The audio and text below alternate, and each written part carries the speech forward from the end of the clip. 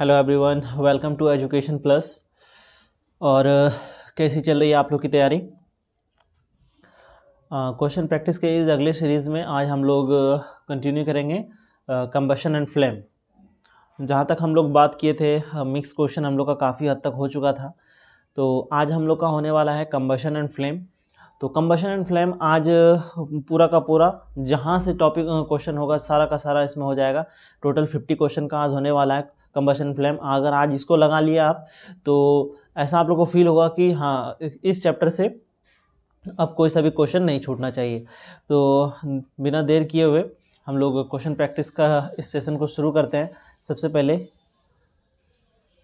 ये 30 नहीं 50 होने वाला है आज, ठीक है। यानी कि आज हम लोग का कौन सा 50 क्वेश्चन का सीरीज चलने वाला है। चलें हम लोग अपने फर्स्ट क्वेश्चन की तरफ देखें कि फर्स्ट क्वेश्चन हमारा क्या है। चलिए, सबसे पहले हमारा फर्स्ट क्वेश्चन है। फर्स्ट क्वेश्चन कह रहा है द सब्सटेंस। फर्स्ट क्वेश्चन है the substance that give us heat and light on combustion is called. यानी कि क्या कह रहा है कि वैसा पदार्थ, यानी कि वैसा पदार्थ जो क्या करे जलने पर, यानी कंबशन करने पर क्या दे, हीट और लाइट दे, यानी कि उस पदार्थ को क्या बोलते हैं। यानी कि वैसा पदार्थ जो जलने पर उष्मा और प्रकाश देता है, तो उस चीज़ को क्या कहते हैं। तो जहाँ तक हम लोग पढ़े हैं उस चीज़ को हम लोग क्या बोलते हैं, क्या उसको फ्लेम बोलते हैं, फ्यूल बोलते हैं, इग्निशन बोलते हैं, नन ऑफ दिस। तो इसका सही आंसर क्या हो जाएगा हमारा?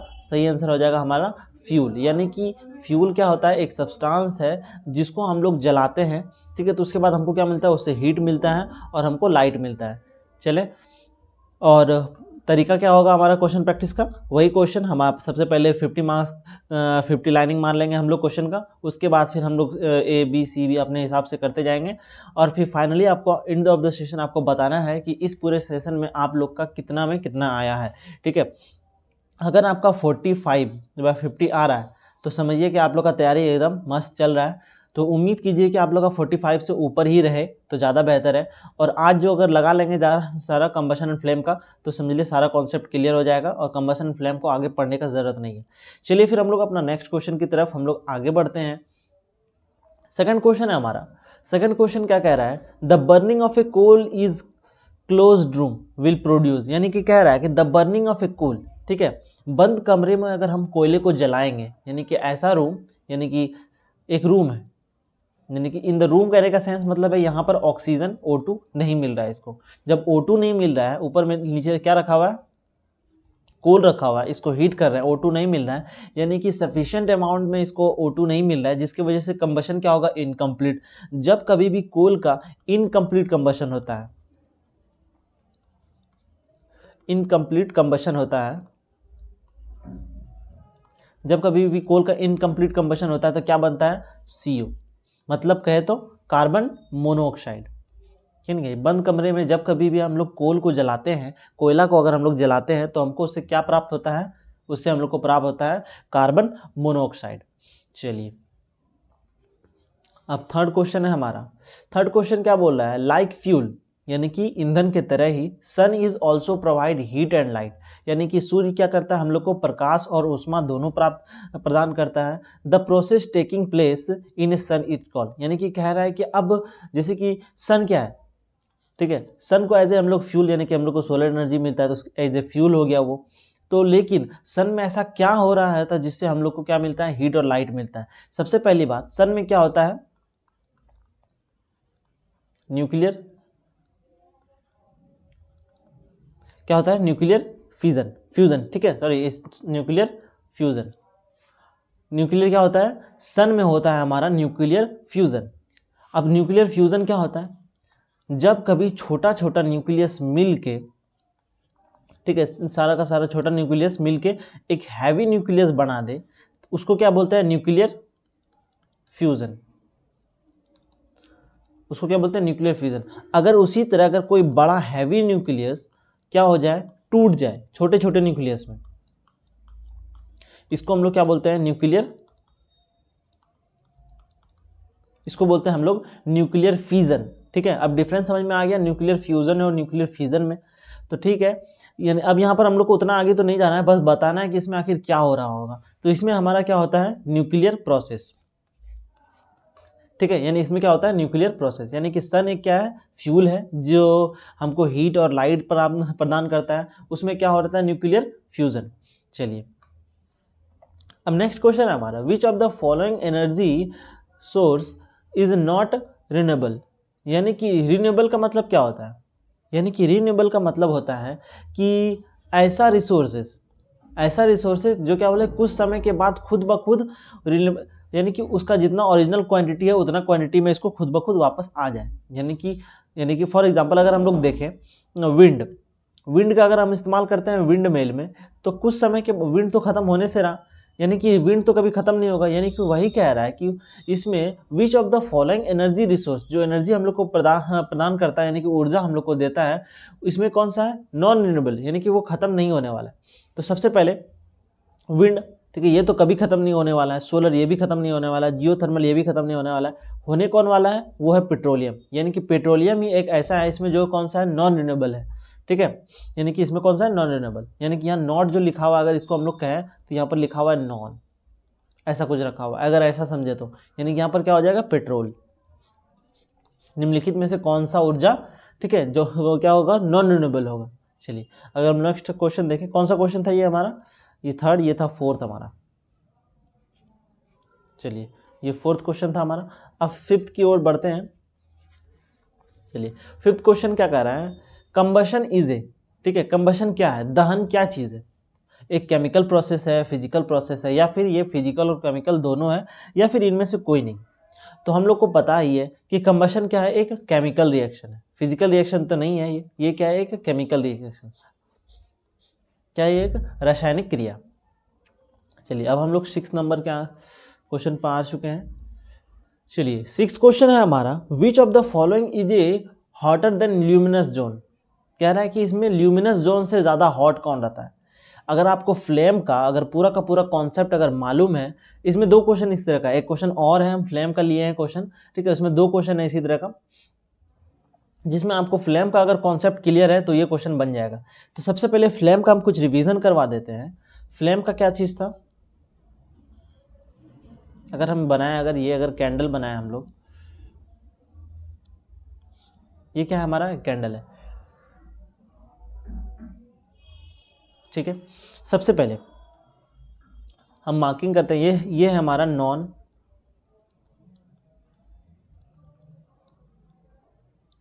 ल्यूमिनस रीजन, ये हमारा कौन सा, नॉन ल्यूमिनस रीजन। इसमें क्या रहता है, अप्रॉक्स 1400 डिग्री सेल्सियस हीट होता है इसमें, किसमें, नॉन ल्यूमिनस रीजन में।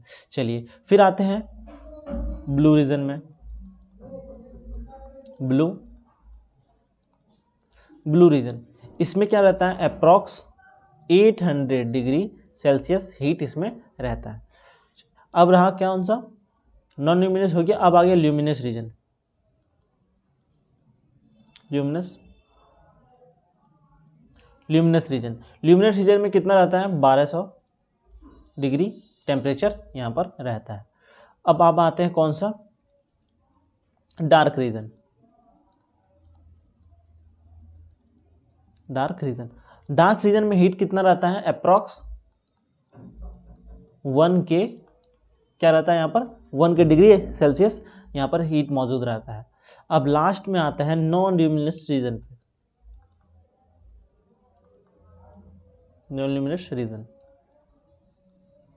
ठीक है, नॉन ल्यूमिनस, इसमें कितना रहता है, अप्रॉक्स 600 डिग्री सेल्सियस। यानी कि अगर हम लोग देखें, एक सेकेंड रुक जाओ, ठीक, अगर हीट देखें अगर हम लोग सब जगह का, तो यहां पर कह रहा है the zone which are hotter than luminous region, यानी कि वैसा जोन जो ल्यूमिनस रीजन से भी ज़्यादा हीट है। तो नॉन ल्यूमिनस रीजन कौन सा है, नॉन ल्यूमिनस रीजन ये है जिसमें कितना 1400 1400 क्या डिग्री सेल्सियस हीट है, ठीक है। और ल्यूमिनस रीजन में कितना 1200, यानी कि इससे सब में यही दोनों सबसे ज़्यादा है, ल्यूमिनस और नॉन ल्यूमिनस रीजन।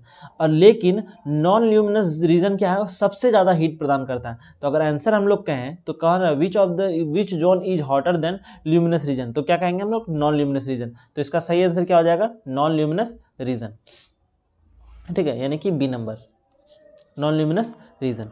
चलिए, उम्मीद करते हैं कि रिवीजन भी हो गया होगा आपका फ्लेम का पूरा।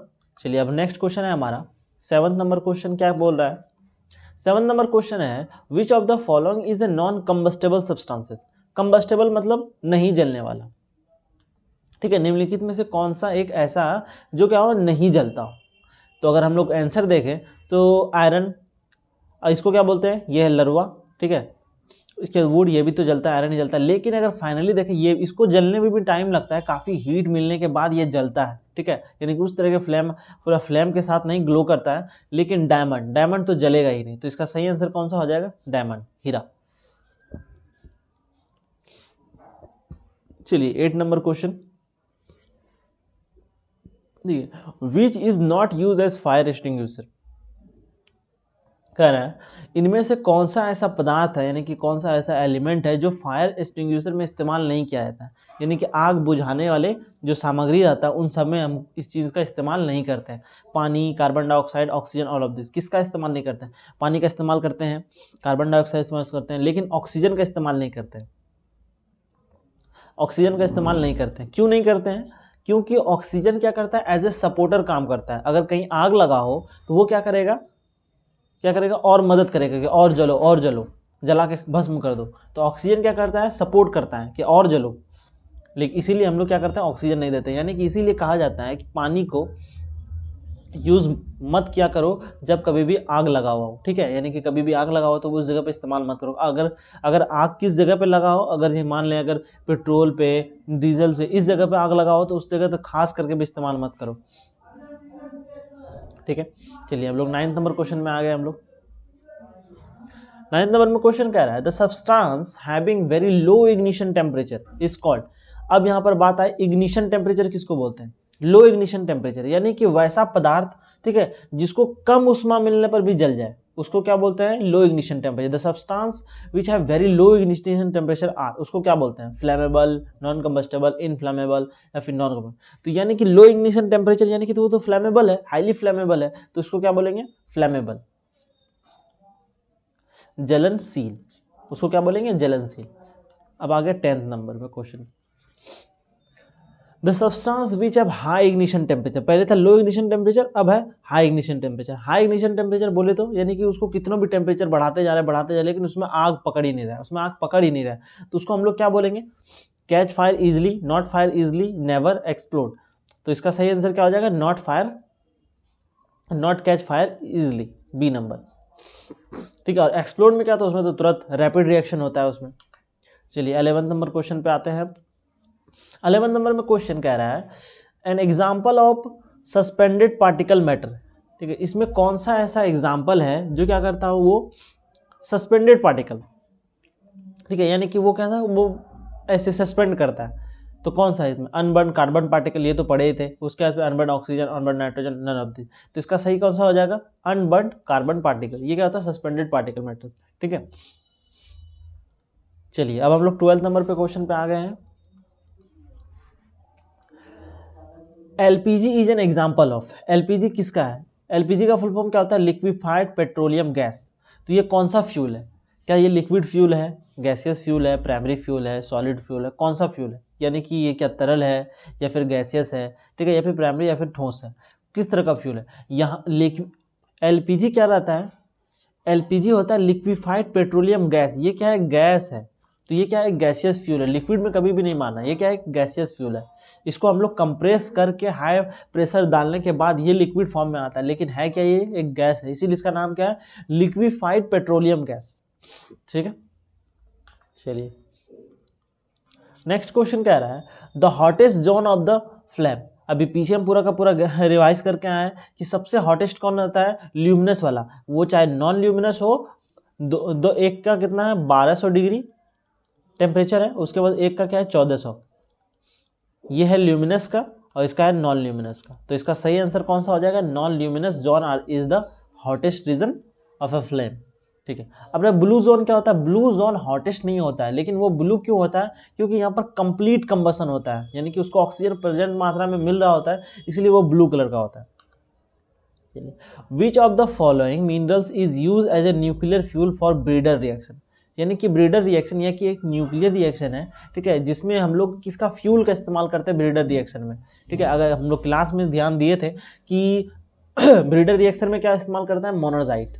मोनाजाइट क्या है, मोनाजाइट एक ओर है, किसका है, ओर है, किसका ओर है, ये ओर है हमारा थोरियम का, ये किसका ओर है, थोरियम का, और थोरियम किस में इस्तेमाल होता है, न्यूक्लियर रिएक्शन में। तो इसका सही आंसर क्या हो जाएगा, मोनाजाइट। चलिए नेक्स्ट क्वेश्चन है हमारा, the gas release from the intestine of cow, buffalo and poultry animal, यानी कि आंत में जो गैस रिलीज होता है, यानी कि आंत में जो गैस बनता है, किसका, गाय हो गया, बफेलो हो गया, भैंस हो गया, और पोल्ट्री एनिमल, इस समय क्या बनता है, इसमें बनता है मीथेन। इसमें तो ज़्यादा दिमाग ही नहीं लगाना है, इसमें क्या बनता है, मीथेन। 16 क्वेश्चन लिखा हुआ, the burning of A phosphorus in air is an example of, यानी कि क्या है, देखो burning of A phosphorus in air is an example of, किस चीज का एग्जांपल, तो जब भी फॉस्फोरस जलता है तो वो किसका एग्जांपल होता है, स्पॉन्टेनियस रिएक्शन का, यानी कि वो किसका होता है, स्पॉन्टेनियस रिएक्शन। चलिए अब 17 नंबर क्वेश्चन है हमारा, which of the following is a primary use in preparation of smoke green, यानी कि स्मोक स्क्रीन के लिए हम लोग किस चीज का इस्तेमाल करते हैं। ठीक है, स्मोक के लिए हम लोग किस चीज का इस्तेमाल करते हैं,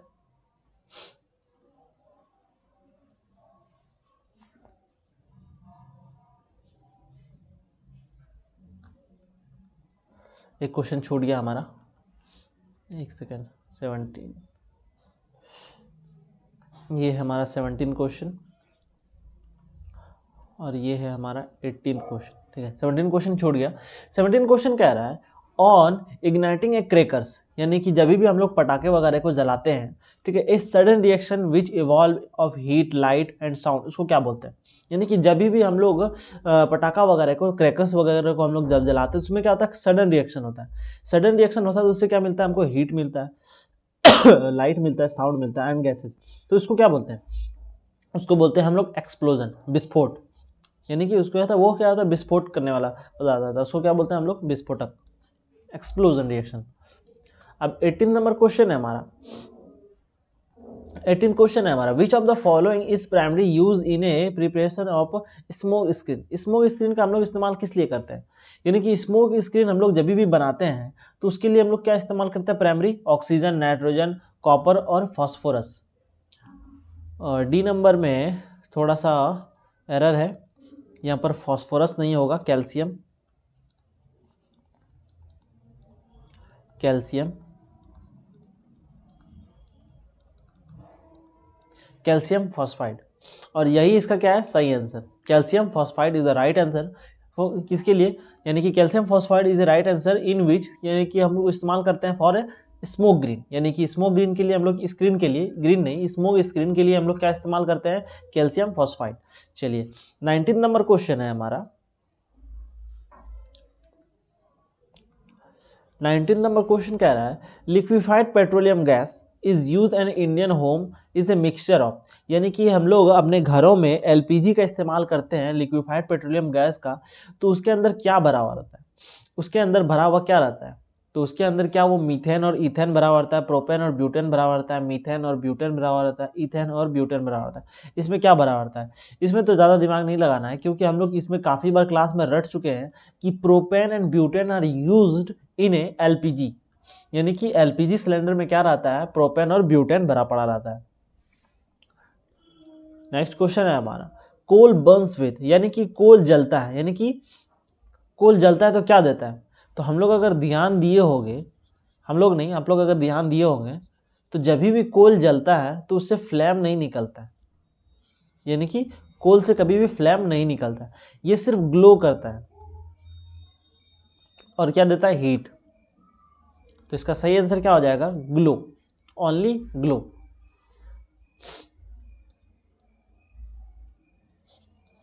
चलिए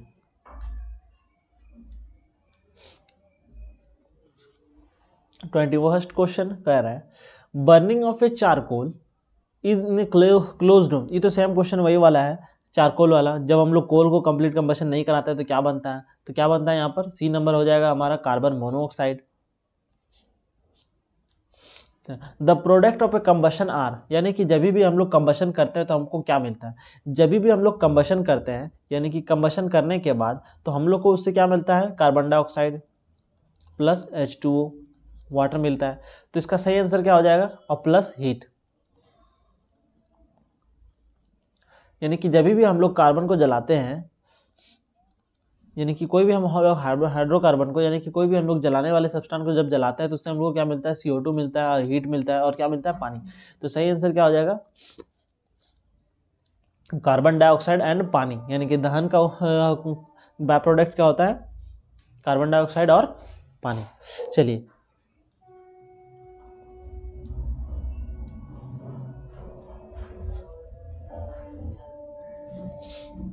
23 क्वेश्चन, यानी कि when magnesium ribbon burn it produce, जब कभी भी मैग्नीशियम जलता है, यानी कि जब कभी भी मैग्नीशियम को अगर हम लोग जलाते हैं, यानी कि जब जलाते हैं मतलब ऑक्सीजन का इस्तेमाल करते हैं, तो क्या बनता है, MgO, यानी कि मैग्नीशियम क्या बनता है, magnesium oxide, magnesium oxide.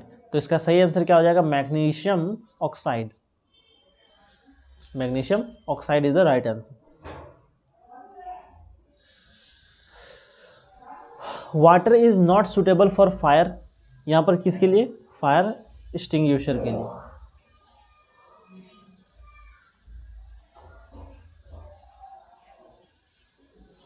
Fire extinguisher, यानी कि हम लोग पानी का इस्तेमाल कब नहीं करते हैं, हम लोग अगर मान लेते हैं कि अगर आग किससे लगाओ, ऑयल से लगाओ या फिर पेट्रोल से लगाओ, यानी कि ऑयल और पेट्रोल, यानी कि कोई सा भी पेट्रोल क्या रहता है, हल्का रहता है, पानी से हल्का रहता है, जिसकी वजह से क्या करेगा, वो पानी पे तैरने लगेगा और फायर बंद नहीं होगा, कंटिन्यू चलते रहेगा। तो इसीलिए हम लोग क्या करते हैं, जब भी पानी आग लगा हो किससे, यानी कि तेल से लगा हो, इस सब से लगा हो, तो हम लोग सैंड का इस्तेमाल करते हैं ताकि उसमें आग जल्दी से बुझ जाए। ठीक है,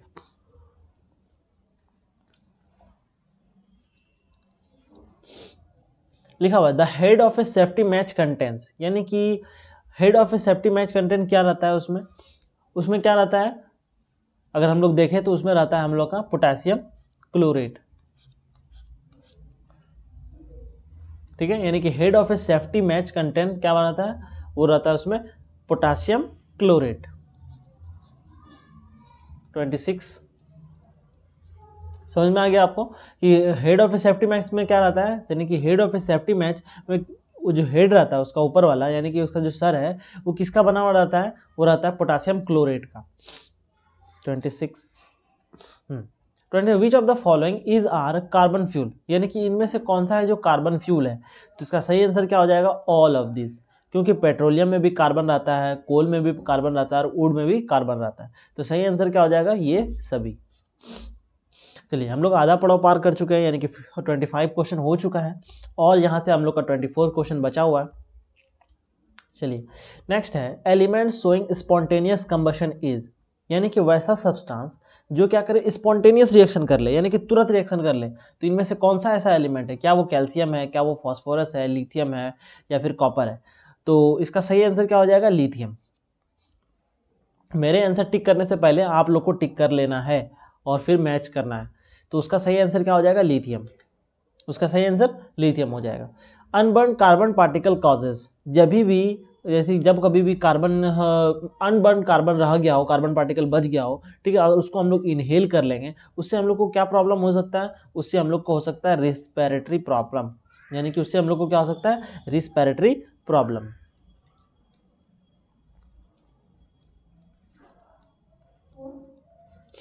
उससे क्या होगा हमको, रिस्पिरेटरी प्रॉब्लम। लिखा हुआ कैलोरीफिक वैल्यू गिव्स, यानी कि कैलोरीफिक वैल्यू क्या बताता है? कैलोरीफिक वैल्यू क्या चीज़ है? एक स्केल है जो हम लोग को बताता है अमाउंट ऑफ हीट, वो कितना उष्मा यानी कि कितना वो एनर्जी या फिर हीट हम लोग को प्राप्त कर रहा है, यानी कि हम लोग को दे रहा है।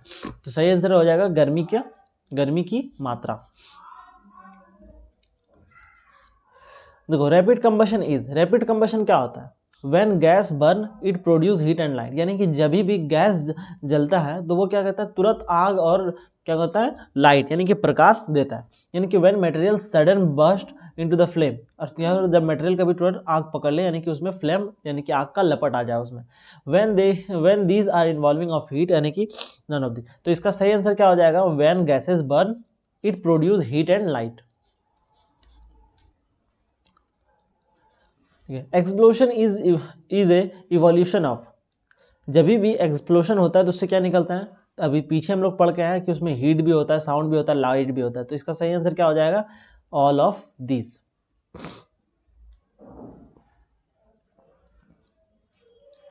The substance which vaporise during burning, क्या होता है उसका? फ्लेम। यानी कि the substance which vaporise during burning, क्या होता है उसमें? जब भी कोई भी सब्सटेंस जब कभी भी, जैसे कि पेट्रोल हो गया या फिर वैक्स वगैरह हो गया, वो कैसे जलता है? वो सबसे पहले पिघलता है, उसके बाद वो वेपोराइज होता है, वेपोराइज होने के बाद उसमें फ्लेम आता है। यानी कि सबसे पहले उसमें वेपोराइज होता है, उसके बाद उसमें फ्लेम आता है।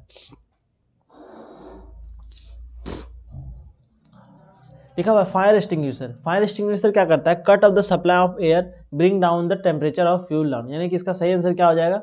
सी। यानी कि फायर एक्सटिंग्विशर का मेन काम क्या रहता है? एयर का सप्लाई को कट करना, और दूसरा क्या रहता है? टेम्परेचर ऑफ ए फ्यूल, यानी कि उस फ्यूल का जो टेम्परेचर है उसको डाउन करना। तो इसका हो जाएगा दोनों, ए और बी दोनों।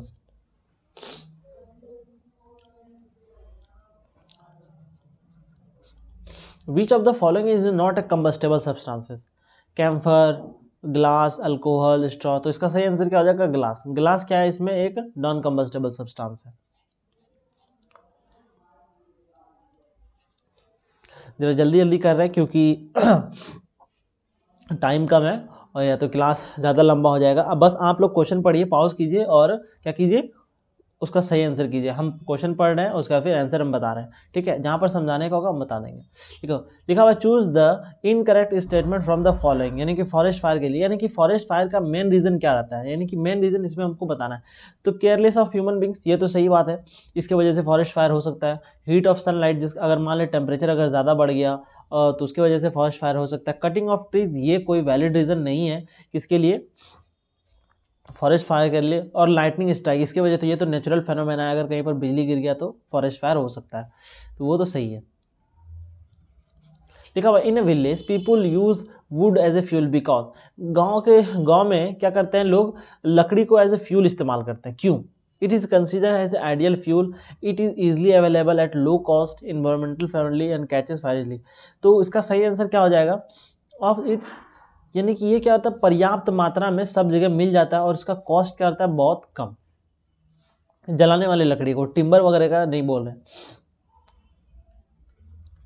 37 को निकाल, which choose the correct statement about the inflammable substances from the following they have, यानी कि choose the correct statement about the inflammable substance, यानी कि इनफ्लामेबल बोले तो यानी कि जिसका इग्निशन टेम्परेचर काफ़ी हाई हो। तो क्या लिख सकते हैं इसका low ignition temperature can not easily fire, ये तो गलत है। उसका मतलब high ignition temperature and catch fire easily, और हाई इग्निशन टेम्परेचर होगा वो भी गलत है। Low ignition temperature and catch fire easily, high ignition temperature fire can not catch fire easily. तो यानी कि इनफ्लामेबल सब्सटेंसेस के लिए क्या होता है? टेम्परेचर काफ़ी हाई रहता है, जिसके वजह से फायर वो नहीं कैच करता है, ठीक है? चलिए अब आता है the substance, the type of a combustion in which heat, light and the sound are produce. किसमें क्या कह रहा है? Heat, light and sound. तो ये तीनों चीज कब मिलता है? जब कभी भी रैपिड रिएक्शन होता है, यानी कि रैपिड रिएक्शन कहे तो एक्सप्लोशन, जब कभी भी विस्फोट होता है तब कब मिलता है हम लोग को? Sound, light and heat, these three things are obtained from explosion reaction. Which of the following is the necessary condition for combustion, यानी कि कंबशन के लिए ये सब जरूरी है। प्रेजेंस ऑफ कंबशनेबल सब्सटेंसेस सही है, attend of ignition temperature, presence of supporter, हाँ ये गलत है। क्यों गलत है? क्योंकि सपोर्टर का जैसे कि CO2 का इस्तेमाल हो सकता है, सॉरी O2 का इस्तेमाल हो सकता है, इग्निशन टेम्परेचर डाउन होना चाहिए, उसके बाद प्रेजेंस ऑफ कंबसेबल सब्सटेंस यानी कि जो जलने वाला सब्सटेंस भी तो होना चाहिए, लेकिन कार्बन डाइऑक्साइड का इसमें कोई सा रोल नहीं है। लिखा हुआ है the destructive distillation of a coal heated strongly, यानी कि जब कभी भी हम लोग कोल का डिस्ट्रक्टिव डिस्टिलेशन करते हैं तो उससे हम लोग को क्या मिलता था? कोल मिलता था, कोक मिलता था, कोल टार मिलता था, ठीक है, और जिससे हम लोग नेपथलीन बॉल वगैरह बनाते थे। तो उसमें डिस्ट्रक्टिव डिस्टिलेशन हम लोग जब कभी भी करते थे तो उसमें टेम्परेचर क्या रहता था उसका? 1000 डिग्री सेल्सियस, यानी कि 1000 degree Celsius. Which of the following, यानी कि विच of the following is the non polluting substance, कह रहा है कि विच of the following is a non polluting substance in vehicle, यानी कि हम लोग व्हीकल में इस्तेमाल करते हैं, वाहन में हम लोग इस्तेमाल करते हैं जो पॉल्यूशन नहीं करता है, तो वो क्या हो जाएगा? CNG। आप लोग ऑटो वगैरह के पीछे में देखे होंगे CNG ऐसे लिखा हुआ होगा, वो किस लिए रहता है? उसमें CNG इस्तेमाल करते हैं, तो इसका फुल फॉर्म क्या होता है? कंप्रेस्ड नेचुरल गैस, जो क्या करता है? पॉल्यूशन बहुत कम करता है। Which of the following regarded the best variety of coal, किसको हम लोग बेस्ट वैरायटी ऑफ कोल मानते हैं, यानी कि बेस्ट वैरायटी ऑफ कोल किसको कहते हैं हम लोग? वो होगा हमारा आंसर कौन सा हो जाएगा? एंथ्रासाइट। और इस एंथ्रासाइट में कार्बन प्रेजेंटिंग कितना क्वांटिटी रहता है? 96% क्या रहता है? कार्बन। इसीलिए हम लोग इसको क्या बोलते हैं? Best variety of carbon. Anthracite को हम लोग बेस्ट वैरायटी ऑफ कार्बन इसीलिए बोलते हैं क्योंकि इसमें 96% क्या रहता है? कार्बन रहता है। चलिए अब आते हैं which poisonous gases are form as a result of incomplete combustion, यानी कि कार्बन मोनोऑक्साइड वाला क्वेश्चन एकदम भर भर के पूछा गया है, ठीक है, यानी कि हर बार ये क्वेश्चन पूछ लिया गया, यानी कि अलग अलग तरह में। तो इसका सही आंसर क्या हो जाएगा? Carbon monoxide. अगर आज का अगर सेशन में अगर आपका सही स्कोर आ रहा है तो समझ जाइए आपका कोल एंड कंबशन एंड फ्लेम का चैप्टर एकदम पूरी तरह से आपके दिमाग में है, एक क्वेश्चन भी आपको इधर उधर नहीं आएगा, क्योंकि हम क्वेश्चन थोड़ा सा डीप तक लिए हैं, ठीक है, इतना हाई लेवल तक नहीं आएगा, इससे आपका रिविजन वाला हो जाएगा। लिखा हुआ है hydrogen has lowest calorific value, ये तो सीधी बात है गलत है, क्योंकि हाइड्रोजन को हम लोग इस्तेमाल करते हैं एज ए रॉकेट फ्यूल और इसका कैलोरीफिक वैल्यू क्या बोल रहा है? कम है, ये तो जाहिर सी बात है गलत है। लो इग्निशन टेम्परेचर, लो इग्निशन टेम्परेचर ये तो होता है इमिट हार्मफुल गैसेस, ये गलत है। लीव रेसिड्यू, तो इसका सही आंसर क्या हो जाएगा? Lowest ignition temperature. जब ये जलता है तो कोई भी हार्मफुल गैसेस नहीं निकलता और साथ ही कुछ बचता भी नहीं है जलने के बाद। और हाइड्रोजन इसको कैलोरीफिक वैल्यू इसमें लो लिखा हुआ है, लेकिन कैलोरीफिक वैल्यू इसका सबसे ज़्यादा हाई होता है क्योंकि इसको एज ए रॉकेट फ्यूल करते हैं, यानी कि रॉकेट वगैरह में हम लोग कौन सा इस्तेमाल करते हैं? फ्यूल, हाइड्रोजन फ्यूल इस्तेमाल करते हैं। The lowest temperature at which the substance catches fire is called, क्या कहता है? Lowest temperature at which substance catch fire, यानी कि लोएस्ट टेम्परेचर उसको हम लोग क्या बोलते हैं? इग्निशन टेम्परेचर, यानी कि ऐसा टेम्परेचर जिसपे क्या कर ले? सब्सटेंस क्या कर ले? आग पकड़ ले, उसको क्या बोलते हैं? Ignition temperature.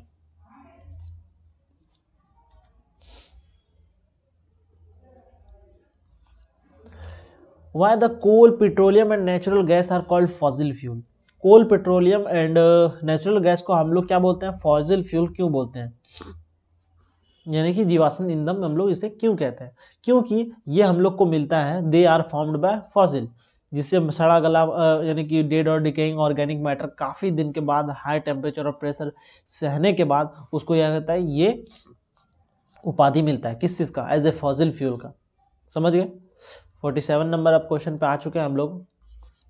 Which of the following fossil fuel is a least polluting, यानी कि इनमें कौन सा ऐसा फॉसिल फ्यूल है जो क्या करता है? सबसे कम क्या करता हो? पॉल्यूशन करता हो, तो वो क्या हो जाएगा? CNG, compress natural gas.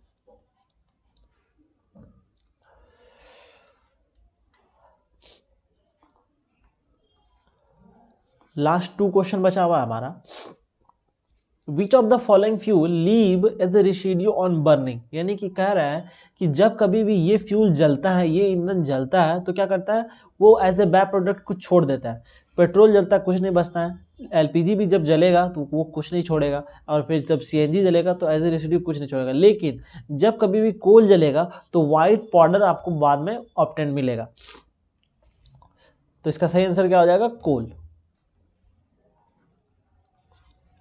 Which of the following has a highest calorific value and may be considered as a best fuel but it highly inflammable and difficult to store? यानी कि कह रहा है कि ये बेस्ट फ्यूल हो सकता था लेकिन इसका टेम्परेचर भी काफ़ी है, लेकिन इसको स्टोर करना और ट्रांसपोर्ट करना काफ़ी हानिकारक है, यानी कि डिजास्ट्रस है, यानी कि उसको हम लोग क्या कर सकते हैं, आराम से उसको संभाल के नहीं रख सकते हैं। वो ऐसा कौन सा है? वो होगा हाइड्रोजन, क्योंकि हाइड्रोजन ही ऐसा है जिसका कैलोरीफिक वैल्यू सबसे ज़्यादा है लेकिन उसको हैंडल करना काफ़ी मुश्किल है। चलिए, आज का क्लास यहीं तक रहा। आज हमारा सेशन पूरा का पूरा कंप्लीट हो गया कंबशन एंड फ्लेम का। ठीक है, हमारा आज का सेशन यहीं तक कंप्लीट है। और जो बच्चे अगर आज सही से, अगर अपने ईमानदारी से क्वेश्चन लगाए होंगे और सही में उसका आंसर अगर सही अगर 45 के अबव आ रहा है, तो इसका है कि इसका मतलब यही है कि आपका कोल कंबशन एंड फ्लेम का कॉन्सेप्ट पूरी तरह से क्लियर है और कोई भी प्रॉब्लम आपको तो नहीं होने वाला है इस चैप्टर में, कंबशन एंड फ्लेम में। अगर सही से लगाया और आपको सारा का सारा, ऐसा नहीं हो रहा है कि अरे ये टॉपिक तो पढ़े ही नहीं। अगर ऐसा लग रहा है तब फिर डाउट है। अगर लग रहा है कि हाँ ये तो पढ़े थे, ये भी बन रहा है, ये भी बन रहा है, अगर ऐसा फीलिंग आ रहा है अंदर से, तब समझिए आपका इस चैप्टर से आपका एक भी क्वेश्चन छूटने नहीं वाला है। आने वाला नहीं, आएगा तो ज़रूर आएगा लेकिन आपसे नहीं छूटेगा, ये पक्का बात है। तो अब हम नेक्स्ट क्वेश्चन अगला दूसरा कोई टॉपिक पे लेंगे, वो भी ऐसा 50 क्वेश्चन का होगा और डीप डिस्कशन होगा उस पर भी, उसको कर लेंगे तो आपका कोई प्रॉब्लम नहीं हो रहा है। ठीक है, तो लाइक कीजिए और अपने दोस्तों को भी सेंड कीजिए ताकि उनका भी ज़रा प्रिपरेशन सही हो जाए और फिर दोनों मिलके एक ही स्कूल में अच्छे से पढ़ाई करें। चलिए फिर आज का सेशन यहीं पर समाप्त होता है। Thank you very much.